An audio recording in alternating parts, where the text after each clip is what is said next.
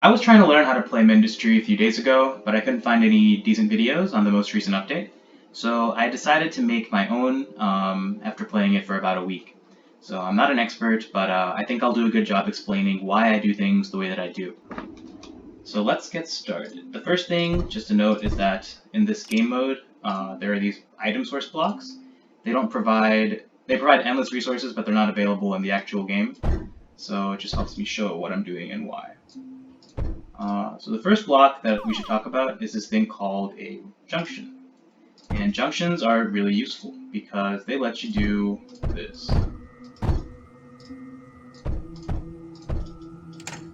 Basically, they allow the flow of one belt over or under another belt, and it's pretty useful when you have a nice compact area full of things that are passing materials back and forth.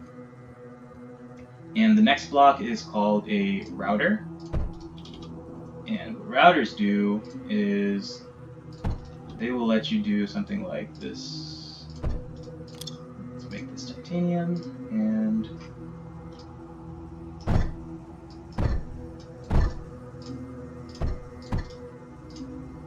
so if you see, you have one input belt, and it'll output equally onto all three sides. And that's what routers do. Both of these blocks are really instrumental in making all of the factories that are involved in this game. So make sure to master these first, and the rest of the game should not be too hard. Okay, so now I want to talk about full belts, or full lines. Once you have your basic economy somewhat settled, you're going to want to make sure that any future mining you do is done on a full line. And what a full line is just a belt that doesn't have any more space on it for any other material. So if we have a belt like this, then right now it's a full line. That means it can't accept any more input onto the line. So for example, if we had some other material that was trying to come onto the belt, it should not be able to... Okay, so that's a visual bug, but you can see that nothing else is actually being placed onto the belt. So why are full lines important? Well, it first of all makes it very easy to identify any place where you're having a bottleneck. Because you'll see, oh, I don't see this line being full, there's probably something slowing it down. And then you can try to diagnose where that bottleneck is. In addition, it's also efficient. You're using the entire capacity of the belt, and hopefully, if you follow the steps that I go over in this video, if you're producing things starting with a full line, you should end up with things with a full line. So let's start thinking about how to get a full line. So I'm going to use pneumatic drills just because they're pretty easy to build, and they're probably the most common drill you should be using for like the mid-game, and once you get to the end game, you're going to know what you're doing by then anyway. So these are the different minerals that you can mine, some of the really common ones.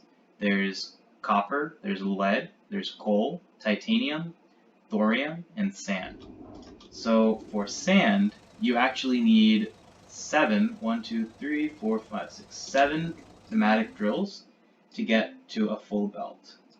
So let's just show this. So this will become a full belt once this will be a full belt, but it looks overly full right now because drills have a capacity of storage within them, and once they fill up, they stop mining. You can tell because they stop spinning. So we'll come back to this guy in a second. And the reason it's not standard for all the minerals, how many drills you need on a full surface of material, is because they have different drill speeds on different materials. So for example, on sand, the pneumatic drill drills at 0.6 items per second. But on coal, it mines at 0.48. And then on lead and copper, it mines at 0.53. And then titanium, 0.44. So on lead, we need 8 drills to get a full belt. 1, 2, 3, 4, 5, 6, 7, 8. So let's put this down. Now, one more important thing to note about this is that this is assuming that you have a drill on a 2x2 grid of mineral. So you can see that if I only cover up 1, then I get 0.13, which is like approximately 1/4. Yeah. If I cover up half, it's a 0.27. So obviously, if you don't have full 2x2 grids under your miners, you're going to need more miners to get a full belt. And one more thing to note is that if you add on more miners than this, then you're going to end up with some of your miners basically wasting their ability to mine because they won't be able to output onto the belt. So if we look at the sand, you should see now that this is a full belt of sand, which it is. So, and none of the drills are not mining, so that means that everything's working as desired. And then for coal, or sorry, for lead, with 8 of these guys, we get a full belt. And then let's do another set on the coal. And for coal, we need 9. 1, 2, 3, 4, 5, 6, 7, 8, 9.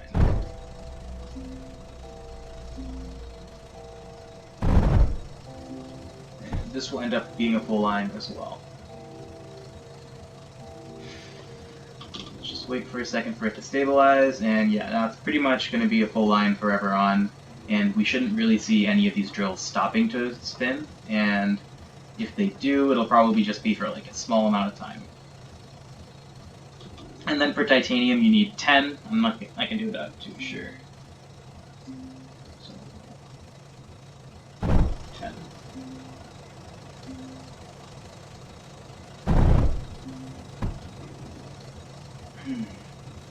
And remember, the drills only drill on those mineral patches directly underneath of them. And yeah, we get a full line again. So that's how you get the full lines of the basic minerals you need. For copper, it's the same as lead. Okay, so now I'll show you how to make a simple factory that you're going to want to set up very early on in the game. We're going to set up a graphite line. So let's look at what the graphite press, which is the thing that makes graphite, actually needs. So it needs 2 inputs of coal to output 1 graphite.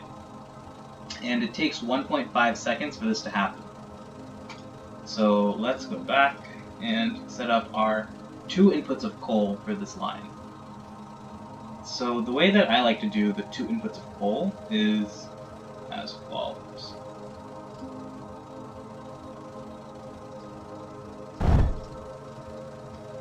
Oops, sorry.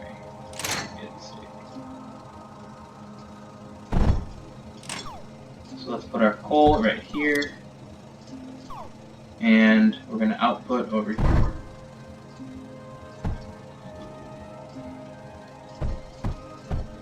So I just put these 4 routers down, and what these will do is allow the coal to be output equally to the right and down and up if there were a belt here, anytime coal comes in from the left side. Routers do not output if there is a belt going into that side of the router. They will output if there is a belt going adjacent or away from the router, or if there is a factory that can accept the input. So let's plug in this conveyor, and it'll pass the coal all the way down, and then we can plug in these 4 inputs, and we're going to start getting a bunch of graphite. But since graphite needs 2 coals as input, this 1 belt of coal won't actually fill up the line. You can keep on adding more graphite presses, but it just won't fill up the line because they need more coal to actually input. Yeah, so that is that step, and I'm going to extend this. Actually, I'll leave it alone. The next thing is to repeat this process with a second belt of coal and a second set of graphite presses. So that's the second set of graphite presses, and now we're going to add on our conveyor and an item source. Let me just delete this for now. And then we're going to put down the 4 routers again and let them have input and connect this up. So if you're wondering how I got these number of graphite presses you need, it's somewhat a guess and check. So I basically tried it with 3, and I found that this coal line would end up backing up once in a while, and with 5, some of these would not be running at all. So now that we have 2 inputs of coal, we get a solid output of graphite pretty much consistently. So that's how you're going to end up getting a full line of graphite, is with 2 input lines of coal. Now, you might be wondering why I have this gap between the routers and the graphite presses, and I can show you why. if instead of putting this gap, we just put the routers directly on the line,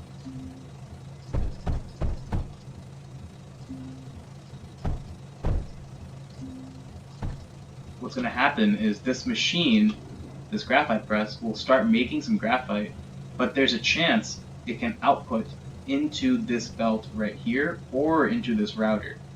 So what will happen is the graphite will start coming out onto this belt and then eventually clog up the rest of these graphite presses till it can't produce anymore. So that's why you're going to want a gap between any router and a factory that you're building. Just as a rule of thumb. Okay, so that is the graphite factory line. So let's get this. And we're going to move on to the next one. The next one is the metaglass line. Okay, so metaglass is the next level material. It's pretty useful when you're building drones and repair drones and conduits. So let's find that. It's called the kiln. So what do we need for the kiln?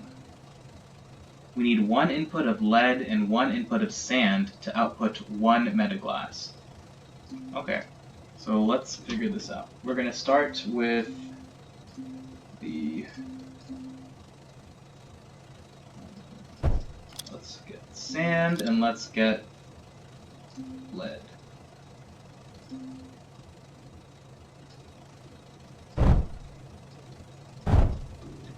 Okay, so similarly, we're going to want to set up the routers one block away from the kilns, or the factories. But the problem is now that if we have this other line adjacent to us, we're going to be outputting onto this lead line some sand, which we don't really want.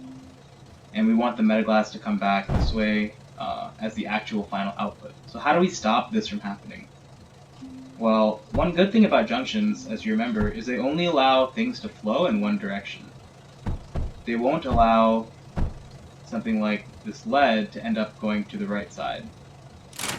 So what we're going to do is just put a junction here and another junction here. So now when the sand flows in, it won't end up onto the lead line. It'll only go into these kilns.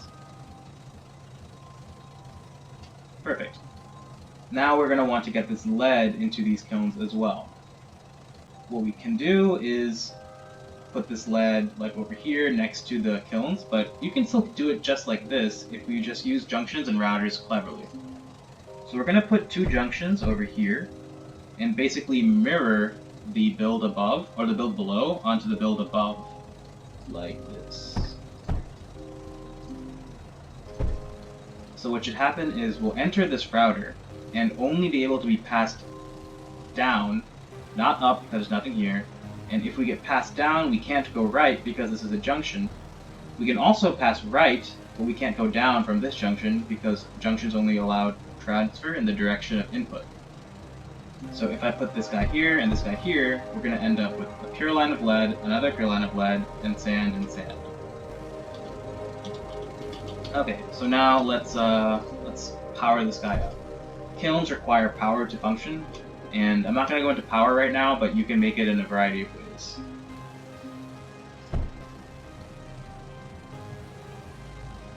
And you should only need 2 kilns to set up a full line of metaglass. And you can see that the input lines are not being bottlenecked, they're flowing unrestrictedly. Okay, so this structure right here is actually super critical. We use it a lot in different types of builds, so if you figured this out and you understand it well, then you're probably set for quite a while in the game. Anyway, the next thing we're going to make is silicon. So let's get the silicon smelter. Okay, so what does the silicon smelter need to function? It needs 1 coal and 2 sand to make 1 silicon. Okay, so let's get these requirements going. So we take 1 coal and 1 sand for now. Okay, and based on my trial and error, I'm in mistake. gotta leave a gap.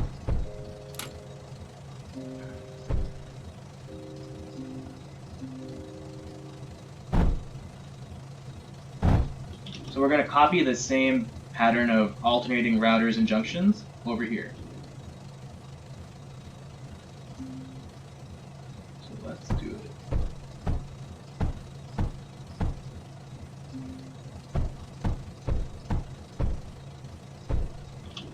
Cool.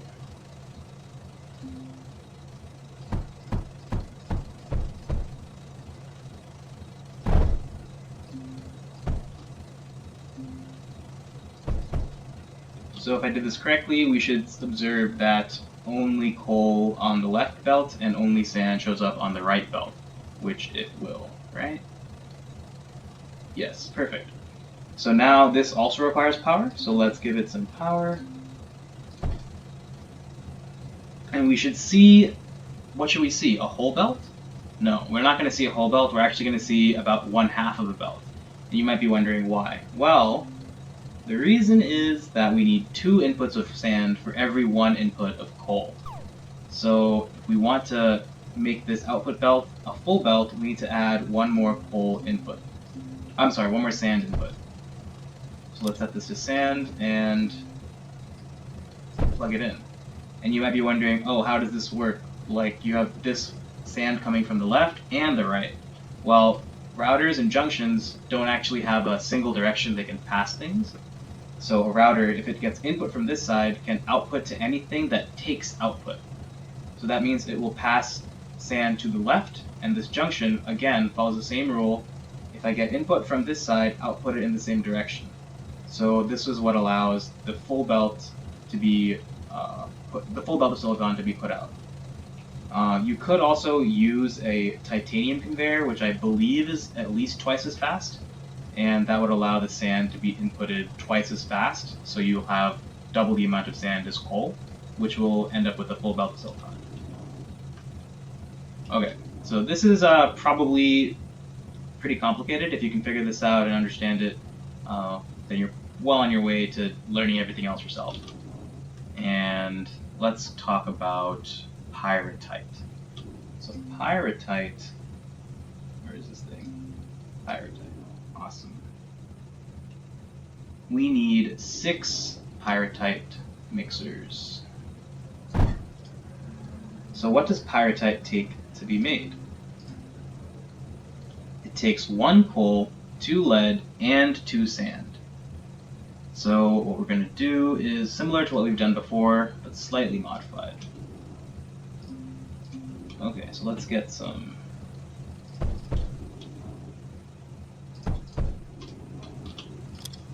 Let's get some lead. Let's get some lead.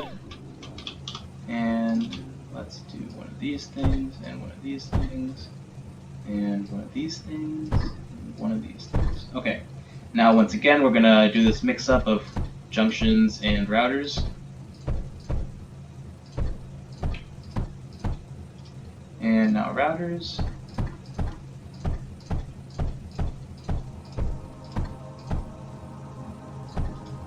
Okay. And now we just need to do the downlines.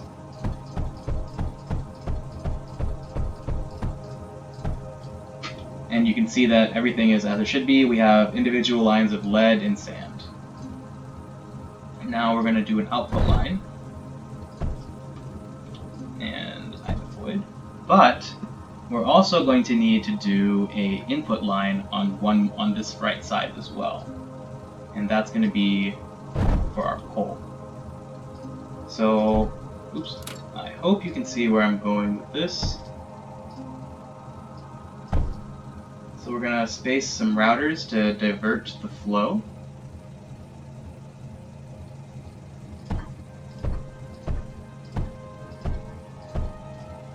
And then we're going to put some junctions where we don't want the outputs and inputs to mix. Oops, this should be copper.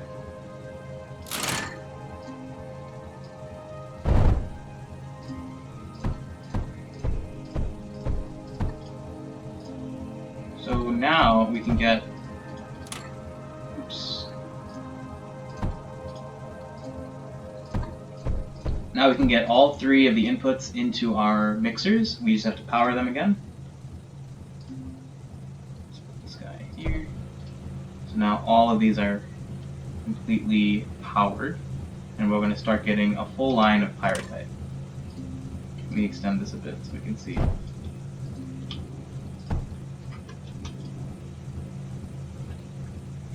And again, these number of mixers and kilns and smelters is all based on just my own trial and error. So there might be some math, but I was really just too lazy to work it out. It's probably going to be based on the belt speed, which I think is around 4.3 items per second, but I could be wrong again. And then a combination of that and how long each factory takes to make its output. And once it settles down, you'll see a full belt of pyrite being output, and none of the input belts are really being throttled or cut back on too much. So this game is really just a question of connecting these inputs and outputs to where they need to come from and go to. So as I showed before, like you get a full line of sand, you plug it into this thing, you get another line of sand, plug it into this thing, 2 lines of lead, plug it into this thing, and a line of coal, you plug it into this thing. And you'll get a full line of pyrite out. So the reason that it's hard is because it's hard to secure the resources in a way that you can get a full line. So if you feel like you need more coal, you can't support a full line of coal for your pyrite mixers, you can just cut these in half. And if you do have a full line of coal, you can put a single router on it and let half of the output go to a pyrite line, and maybe the other half go to some other line that you're using your coal for. So those are the basics of the factories. They're more complicated factories, but I feel honestly that once you're at this step, you should be able to figure those ones out yourself. That's part of the fun of the game. So, experiment and find your own ways as well.